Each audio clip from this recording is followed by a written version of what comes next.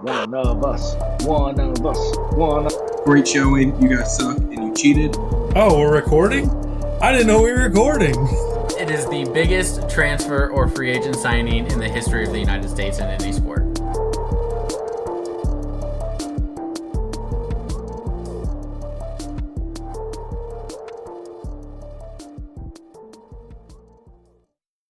What is up, everybody? Welcome to this week's edition of Ride the Pine. My name is Kenny Hutton. I am here with Cameron May, Adam Freeman. What's going on, boys? Yeah, what's going on? Happy to represent Bushwood out here, even though Matt doesn't sign us up anymore. Shame on you. Nobody knows what you're talking about. Adam, Nobody has how any you doing clue. Today? I'm great. The St. Louis City flavor we have going on in the background and on our heads is absolutely fantastic. Yes. All right, boys. We're going to have a relatively quick episode tonight. We did forget one subject, but we'll talk about that in a little bit. 7 days away from the MLB trade deadline. Guys, Shohei Ohtani getting moved? I think he has to. I mean, they have said the entire time that they will not trade him if they're in contention. They're 3.5 games out. I don't care. You have to trade him. You have to get the haul. You have to, and even if it's not the massive haul that they would have gotten this past offseason, they're still going to get big time prospects, and they're probably going to get MLB talent back. How many Worst case draft scenario, picks you will trade they him. get? Ooh, Colin Cowherd said they need to trade 5. That might be a little bit too much. I was thinking 4 and maybe a high prospect. Maybe a guy that's in AAA or AA, or maybe playing in the AHL. I think that would work too. Mm-hmm.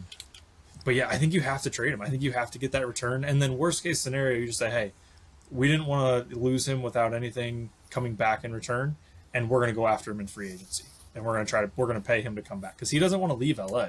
So he's either going to be an Angel or a Dodger.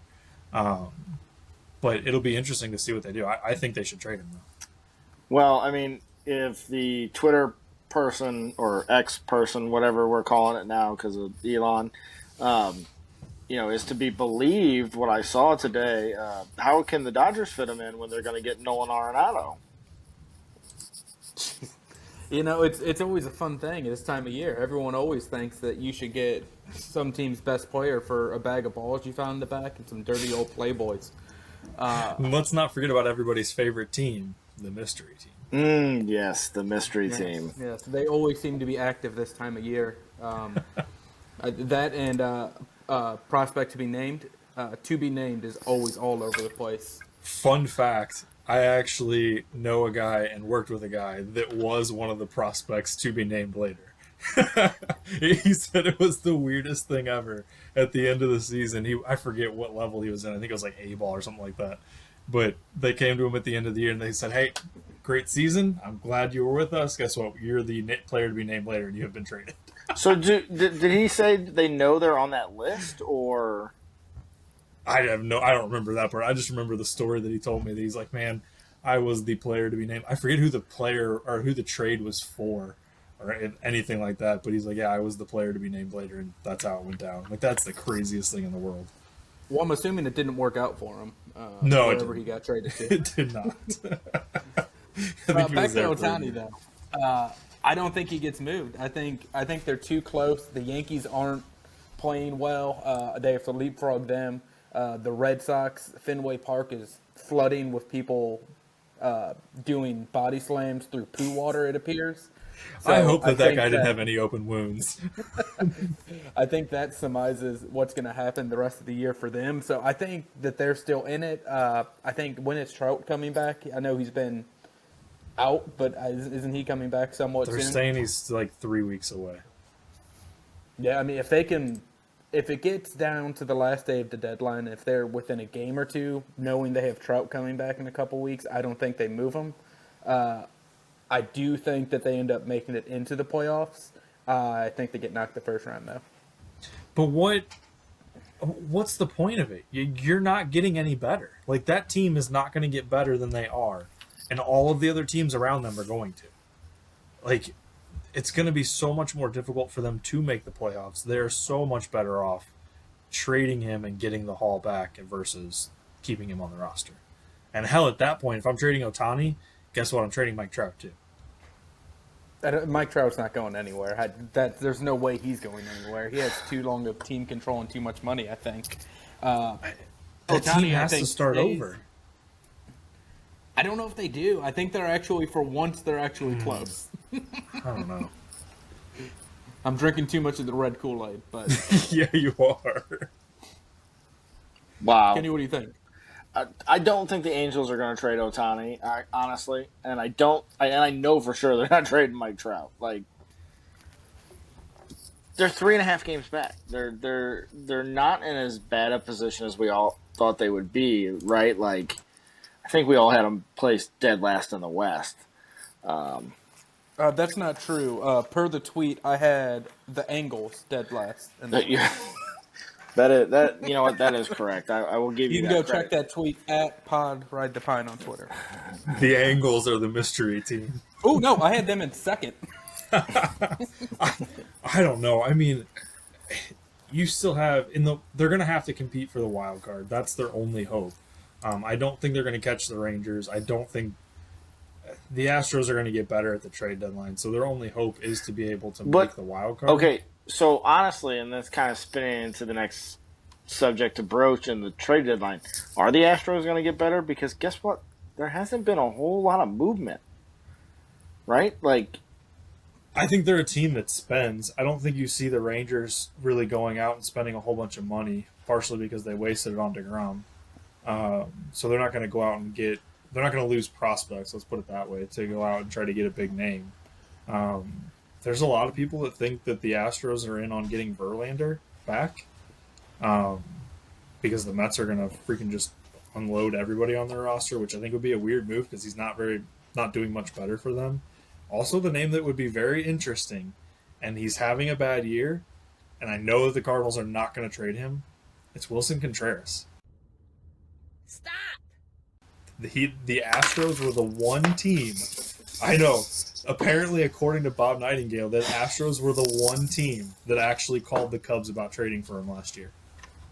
He has a full no trade clause. He's not going anywhere. No, I don't think he will. $87 million contract. No, I don't think he will either. But that would be an interesting spot. He's going to a ballpark that he can hit in. I mean, Do you know who will finally be part of making a trade? Paul DeYoung. no, I think I'm just to go right into our next topic perfectly. Instead of it being us saying he's like making a trade, he may actually be a trade this year. Because he's outperforming all of the big name shortstops that got signed this offseason. This is true. The Cardinals are going to end up re-signing everybody on their trade list to an extension, 4 years at least for every player. kill me. And we're gonna extend everybody out just to be safe. We like who we have, and go from there. I mean, Cameron, you bring up a good point, though. Like, you almost think DeYoung's got to be traded because Mason Wynn's down in AAA hitting like 500. With a rocket launcher for an arm. Yeah, he made a play tonight, ranging to his left, snagged it, and almost ripped the first baseman's hand off when he threw it back over. Like, it was insane. All I think about whenever I see clips of Wynn throwing the ball is that Peyton Manning commercial from the Sprint where he's like, if you like your quarterback 6'5" with a laser rocket arm. Laser rocket arm. The only thing I think of when I hear Peyton Manning at this point is the SNL skit of him rocketing 6-year-olds. That is one of my favorites. That's a good one. So, honestly, I think the Cardinals are going to be an interesting one. I think they have to get rid of Flaherty and Montgomery. There's no doubt about that. An interesting thing that I heard today on the radio was that it sounds like a lot of people have them pegged as a package, so that wherever they go, they are both going to go. Yep. I don't agree with that whatsoever, but whatever. We'll see how that works out. I think you have to move DeYoung. I think the bullshit that Katie Wu put out from The Athletic about the Jordan Walker not being untouchable is absolute ridiculousness. O'Neal staying would be stupid. I want to stop your roll. I think she gets fed bullshit information. I do too. I think she's like, oh God, who was it for the Blues? Wasn't it Strickland? When they started saying that he was releasing stuff from the locker room, that they basically started feeding him fake information. Oh, so they used to call Strickland the Rat. Yeah. and TJ Oshie, oops, name drop, Oh, told him that Andy Strickland told a young rookie that I may or may have not known in the NHL that Andy Strickland will call your grandma to get a story at 5 a.m. So mind your P's and Q's around him. Yeah. So yeah, he's a rat. Hand up. I threw it in the group chat about Nolan Gorman going somewhere. That was from her. I feel like that has been thoroughly debunked. That's on me. I mean, obviously, we're all Cardinal fans here. I think, though, if you're the Cardinals and you're realistically looking at who you trade and who you don't, your two corner players are untouchable, right? Unless somebody is going to give you the world for Goldschmidt, you're not trading him. You're not trading Arenado. Arenado is going to be your next statue outside of Busch Stadium. You cannot trade Jordan Walker. And I don't think you can trade Nolan Gorman. Newt Bar's kind of on the cusp for me. I think Newt Bar would be interesting because you could get another really good piece for him. But I don't think you can trade a left-handed bat like Gorman. I really don't. I don't think you trade Newt or Gorman. I would say both of them kind of as a building towards the future. I do think you got to get rid of O'Neill. I would keep Carlson over him. That's just me personally. I know I gave Sean a lot of shit about Tyler O'Neill actually being good, but at this point, I think it's just best for everyone if he goes. Best for him and best for us to get something back. Of course, he's been hurt, so his trade value is nada at this point. But I think the best outfield that they have would be Walker in left, Edman in center, and Carlson in right. But so what about Contreras? Where are you going to play him in the outfield, right? No. God. No, he's a catcher still. I know. Throw him at first. Screw it. Well, no. Because what I mean, realistically, what's going to happen is you're going to let Goldschmidt's contract run out, and then you're going to move Walker back to his primary position at first, right? Like again, for sure. He looks so awkward in the outfield. But you know who he reminds me of in the outfield? Bambi. Thank you. Chris Duncan. Ooh, that's good. He is that's Chris Duncan in the only outfield. for St. Louis fans. Yeah, I mean that of is course exactly we have who no he fans reminds left me from of. Ohio, though. So Yeah, we don't have anybody from Ohio. Not that I would totally want missed any that one. dirty Ohioans to be listening to our show. Yeah, I agree, Kenny. I think I think they extend Goldschmidt. If they keep him, I think they extend him 2 more years. And having the DH allows Walker to not have to play the outfield. Brendan Donovan apparently is a 5-star player that cannot throw the baseball, which is interesting. Yeah, I mean they have to figure out who they want. Like they have to stop this bullshit of bringing up Herrera, who is our next big time catcher. You cannot trade him. You trade Kisner before you trade Herrera, and you can't keep sending him down and bringing him up. You can't do the same thing you did with Zach Thompson, where you bring him up as a starter and then you put him in the bullpen and then you want him to start, then you send him down to get stretched out, and then you bring him back up as a fucking bullpen guy again, and then just have him start one game and send him back down. Same thing with Liberatore. They can't do that with Tink Hens. You got to get Wynn playing time. I don't care how bad he hits for the last month of the season. He needs to be playing every day at shortstop for the Cardinals in September. They have to start thinning out the herd. All right, Morbid. We're going to start taking some Cardinals out back to Busch Stadium and shooting them. Okay. All right. So let's move on to the last major of the year, the Open, the British Open, whatever you want to call it, was played. It is the Open Championship. Whatever, snob.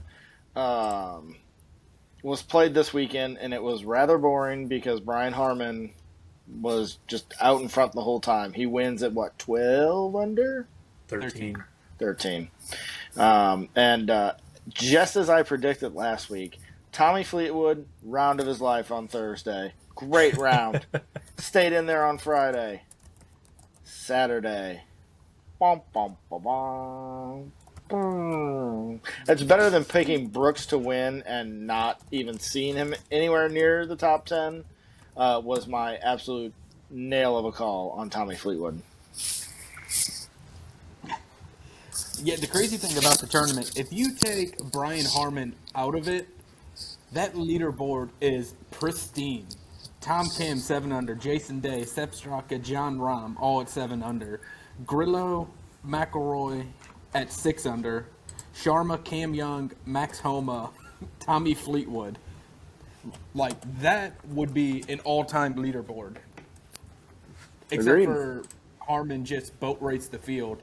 It was something crazy. What was it? It was 59 out of 58 from putts inside of 10 feet.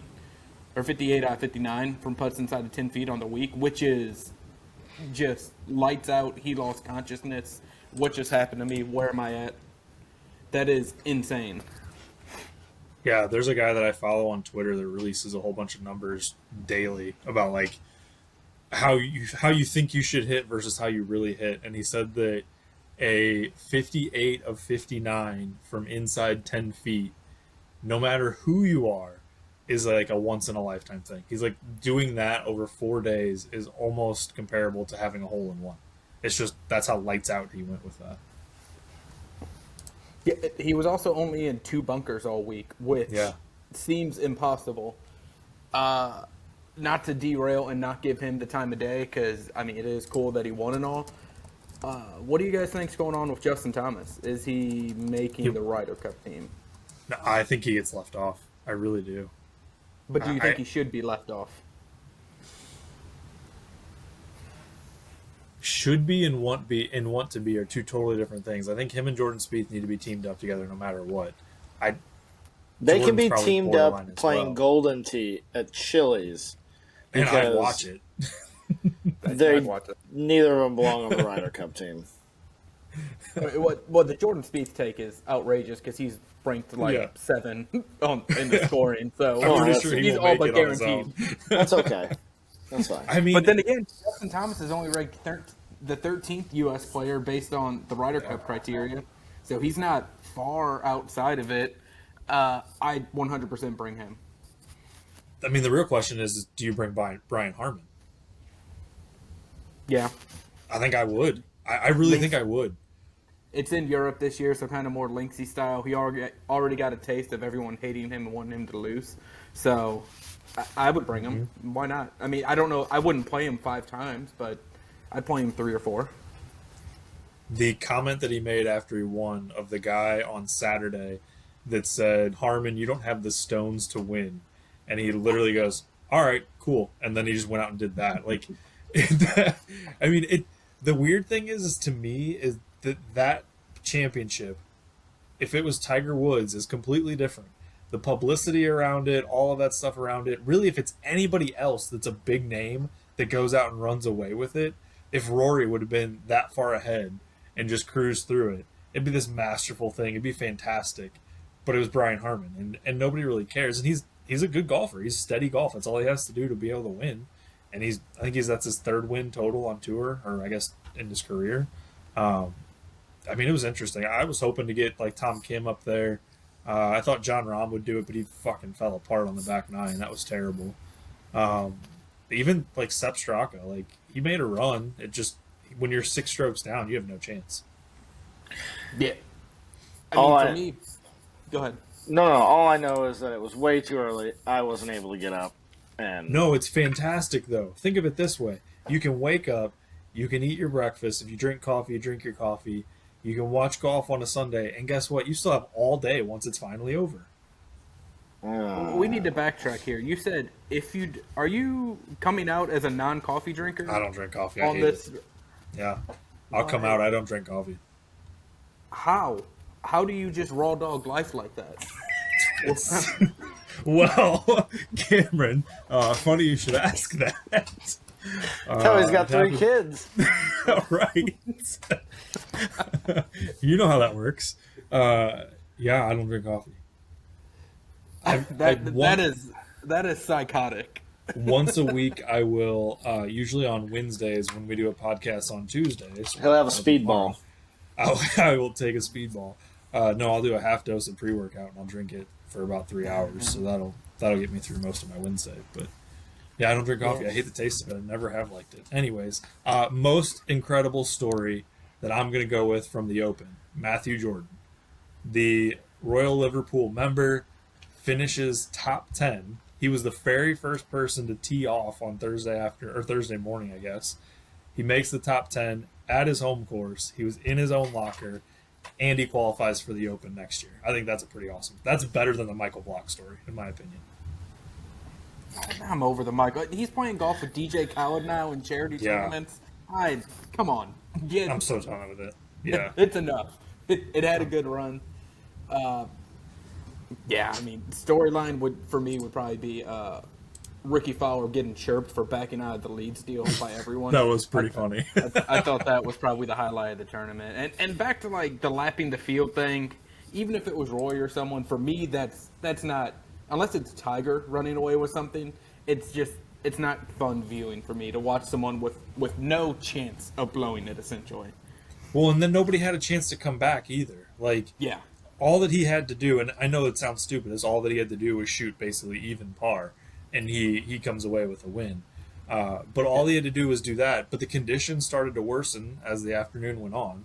So you had hope that it would get better, but then you realize, oh, wait, he's the very last person on the field. You know, he's going to be going through the same thing and probably be just fine. Yeah.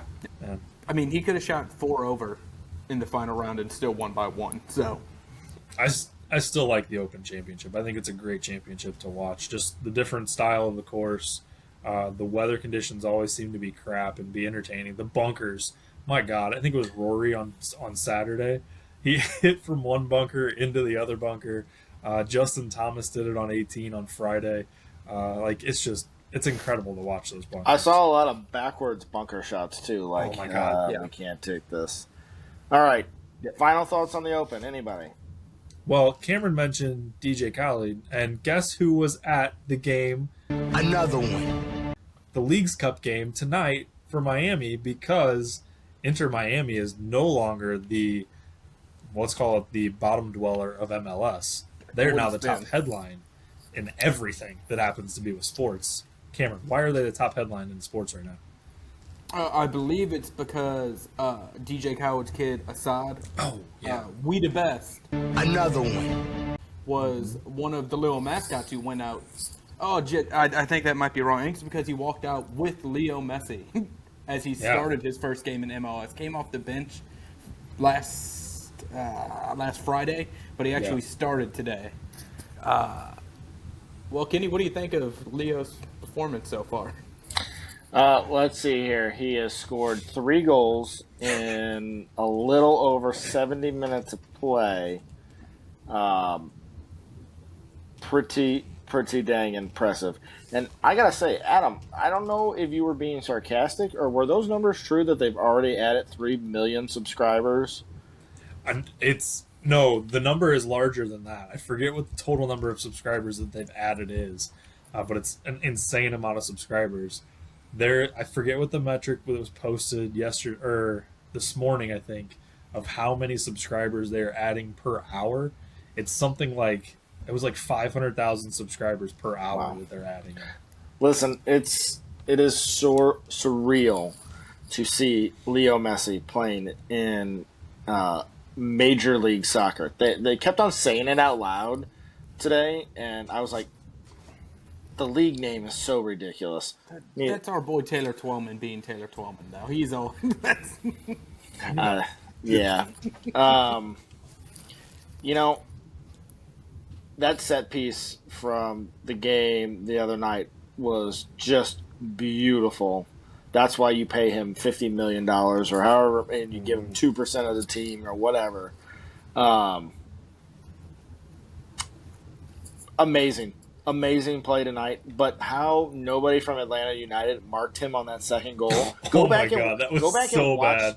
Go find that clip. He passes the ball, and then literally he is in 10 yards of space. There's nobody around him. He is the greatest soccer player on the planet, and nobody was around him. Yeah, nobody. Twellman said that Atlanta might want to remember that it's Leo Messi, and they don't want to give him that much open space. Yeah. Like, how do you do that? Yeah, honestly, that goal the other night against Cruz Azul to win it in the 94th minute, upper 90, is something that the NFL story writers just have wet dreams about. Dude, no, that was Vince McMahon's wet dream. It was written so well. That's a good one too. Yeah. That was just writing on a piece of paper with the pen on fire .gif. Mm-hmm. Again, it's surreal. I don't know what to take of League's Cup, right? Like, I don't know any of the Liga MX teams. Or what is it? Mexi, MX? What do we call it, guys? We would say MX because I we say speak MX. English. Well, I know Sean's called it something douchey before, so Well, that's the put me in coach guy that doesn't have his. X is a key, so you get a lot of weird. okay. Well, his co-host doesn't think Leo Messi is the greatest player on the planet, so they're weird over there at Put Me in Matt? Coach. Yeah. But he's delirious. He had a kid. He can't sleep. He's up all hours of the day because he has like 19 of them. We can't hold that against him. All right, so Yeah. in other big soccer news, though, Mbappe rejects the offer from insert Saudi Arabia team here because I'm not even going to try to pronounce it. It was it was Al. Please Al try it. Hilal. Oh. Al Hilal. I think that's who it was. It would have been the largest transfer in FIFA history. He rejects it. What were you guys' thoughts? Good for him. I know the conversation in the group chat swung dramatically as soon as he rejected it. I have no problem.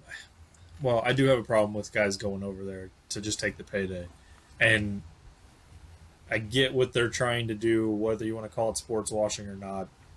It doesn't seem right, but I think good for him for saying I don't want to go there. I want to play in Europe.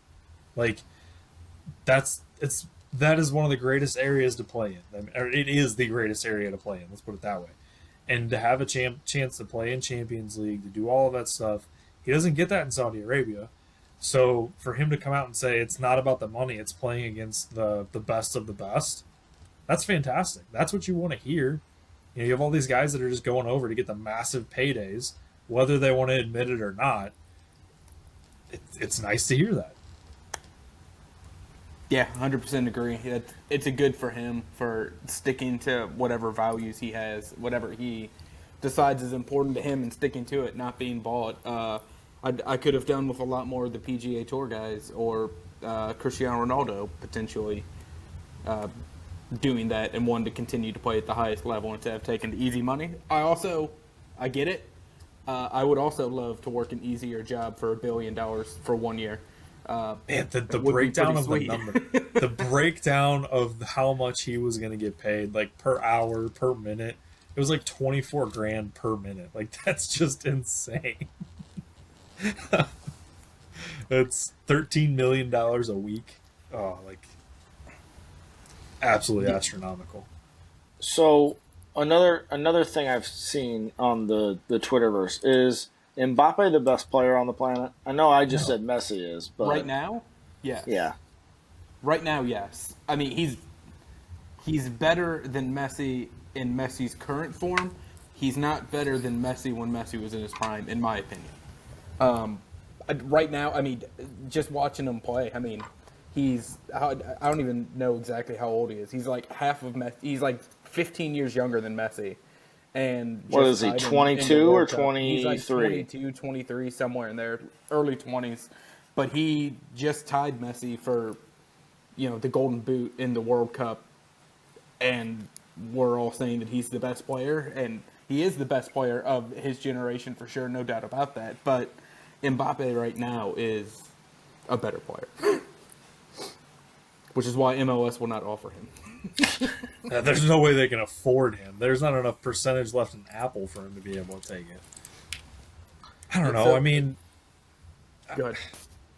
I think that Messi is still the greatest player. I mean, it's a little bit different now watching him play against MLS than play over in Europe for sure. because you have Atlanta United that just doesn't play defense, which allows you to get 4 or 5 goals a game pretty quickly. But I think I think Mbappe is probably up there. I mean, he's got a total of 239 goals right now. Looking at it, Holland has 187. That's the next closest, and overall talent I think is way better than pretty much anybody else in the world. Only because Messi's on the back nine of his career. So one thing I've always used to kind of judge is, does said superstar make the players around him better as well? 2 weeks ago, watching Inter Miami in person, they floated around. They were not engaged. And maybe it was one of those things like they had too much going on. There was too much media coverage. They didn't know how to react to it. But that kid who scored that third goal tonight, what's his name? Is it Robert Taylor? Robert Taylor. I thought he floated Horse around. teeth. I thought he was floating around and just taking up space. A couple Saturdays ago. He actually played really well from what I watched. Yeah, tonight. that run-up goal was insane. He ran the It was entire beautiful. length of the field, and Messi slowed down, found him, and he put it in the back of the net. I believe Who I else actually scored told the our opener buddy. last Friday. Yeah. I told our buddy I was with, I was like, this kid sucks. And just the Messi effect has changed that. Well, and I think it Instantly. makes it makes it so much more difficult on a team to defend, and especially because now they have what the hell is the other guy that came with Messi? Busquets. He came in too, and that dude can freaking put a set piece out there like nobody else. They're rumored to get Suarez, and it's going to become who do you defend on that team? And the MLS does not have guys that can defend that way. So they can center around the 3 guys that they want to focus. At this point, let's say Busquets, Messi, and right now it's Martinez. They try to stop those. They have everybody else open everywhere else on the field. That's going to make so much easier for everybody to play. It's going to make it so much more wide open. You throw Suarez out there, it's going to be even worse. So he does make everybody. It's going to be a really biting offense. Yeah, it is. They have a lot of teeth. All they need is Firmino to come over. It'd be even better. But yeah, that's a great point, though. I mean, he does make that team way better than what they were. Mbappe would too, though. That is true. Any other soccer points, you guys? Because Nope. I have one. Okay, go. Cameron, go ahead. Yeah, I just have one. What do you think Miami is winning this year? They're still in the U.S. Open Cup. They're making this run in the Leagues Cup. And the MLS season still has 12 games left for them to make it to the playoffs. Do they win any trophies this year? Do they win no trophies? Do they make the MLS playoffs? All right, well, I am going to say that I'm going to say that they win the U.S. Open Cup, and they do sneak into the playoffs. I don't think they win that. I do think they make a deep run in the Leagues Cup, but they don't win. I think they're more likely to win this Leagues Cup than anything else. I don't know who's left in the U.S. Open. As soon as we got knocked out, I stopped paying attention. They Shame play on me. Cincinnati in August. That is going to be an awesome That's gonna matchup. be a Can't great wait to watch matchup. that. I still don't think they're going to make the playoffs. They've got a lot of ground to cover. I don't know. I mean, they have a lot of ground, but it's 12 points. But one thing I will say, though, is Messi is a great player, but they've never traveled like this. He goes to the West Coast. That's going to be Yeah, something that he's never had to deal with, right? Mm-hmm. Like, okay, I'm training in the East. We're going to fly out to Los Angeles. We're going to go play one of the Los Angeles teams. 4-hour time difference, right? Like, I don't know much about Spain as far as like their time zones go, but 20 teams within basically 2 cities, right? Maybe 3 or 4 cities, and you're talking about what? Germany's the size of Missouri, right? For example. Yeah. So Spain is maybe the size of that shithole Ohio, but like That's God. that's not a lot of like super travel, right? Yeah. Going from Florida to Seattle or wherever they end up going, that's hell. That's hellish travel. We'll see. So I'm gonna say they win. I think they win Leagues Cup. I think, man, the Open Cup is interesting because I think they win Open Cup. I think that they are going to prioritize those two over anything because they're the two quickest things that they can accomplish. I think they make a run at the playoffs. I really do. I mean, they have Toronto, NYCFC, Charlotte, Red Bulls, Montreal, DC United. DC United's at 30 points at ninth place, and Inter Miami's 18.